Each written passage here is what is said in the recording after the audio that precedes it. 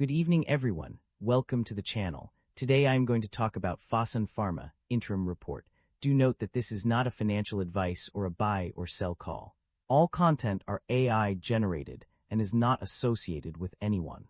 Shanghai Fosun Pharmaceutical Group Co. Limited offers a diverse range of businesses and services across various sectors. These include pharmaceuticals for oncology, immunomodulation, metabolism, anti-infection, central nervous system, and cardiovascular systems, APIs and intermediates such as amino acid, tranexamic acid, levamisole hydrochloride, and clindamycin hydrochloride mRNA vaccines for COVID-19 medical devices for various fields including cosmetology, dentistry, injection filling, respiratory health, and surgical robot solutions for biochemical, immune, molecular, microbiological, and pathological diagnosis, chronic care management services, online and offline medical services including pharmaceuticals, medical devices, consumer healthcare, and insurance services, specialized medical treatment services. Fosun Pharma's stock price skyrockets. A year of breakthroughs and growth over the past year, Fosun Pharma's Hong Kong-listed shares have surged by 126.69%, driven by a series of positive news and strategic advancements in innovative drug development, regulatory approvals, and strong financial performance. The company's commitment to innovation has been evident through its robust pipeline of over 80 major projects on innovative drugs and biosimilars. Key factors contributing to the stock surge include the company's strong financial results, with operating revenue reaching RMB 41.07 billion and net profit increasing by 16.08% year-on-year in 2024. Regulatory approvals for new drugs, such as tenapanor hydrochloride tablets and R-Titwo, daxibotulinumtoxin A-lanum, have also boosted investor confidence. Strategic collaborations and global expansion efforts, including exclusive rights to develop and commercialize Acro Biosciences' Tai-Kate-Wo/Yakone inhibitor in Greater China, have further solidified Fosun Pharma's position in the market. The company's focus on innovation and R&D has been reflected in significant expenditures of RMB 5.55 billion in 2024. These combined factors demonstrate a strong foundation for continued growth and success, making Fosun Pharma an attractive investment opportunity. The primary drivers of revenue growth or decline can be summarized as follows. Revenue growth is primarily driven by the company's expansion into new markets, including the US, Europe, Africa, and Asia, through strategic partnerships and investments in innovative drugs. The introduction of international leading technologies and products into the Chinese market has also contributed to revenue growth. On the other hand, revenue decline can be attributed to a decrease in pharmaceutical manufacturing segment revenue, overall revenue decline, and a period-on-period decrease in revenue from centralized procurement renewal. Additionally, revenue from certain regions, such as China's mainland and specific product categories, including anti-infection products, have also declined. Key drivers of growth include innovative drugs, internationalization strategy, mergers and acquisitions, and strategic partnerships with major distributors and GPOs. Conversely, decline in revenue can be attributed to a decrease in pharmaceutical manufacturing segment revenue, overall revenue decline, and a period-on-period decrease in revenue from centralized procurement renewal. Net income experienced fluctuations in the given period. Initially, it increased by 39% from RMB 1,225 million to RMB 1,702 million. However, it later decreased by 6.23%. The net income eventually rose by 35.48% to RMB 1,100 million. Profit margins also underwent changes.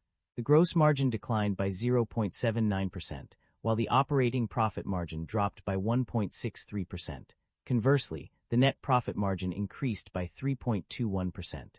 The reasons behind these variations include a significant increase in other gains due to the disposal of non-core assets and a decrease in other expenses resulting from fair value changes and impairment provisions.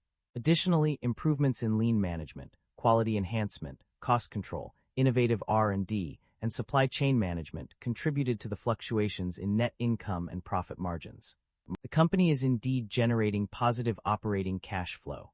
This is evident from multiple pages of the financial summary, which consistently report a net cash flow generated from operating activities ranging from RMB 1,134 million to RMB 1,656 million.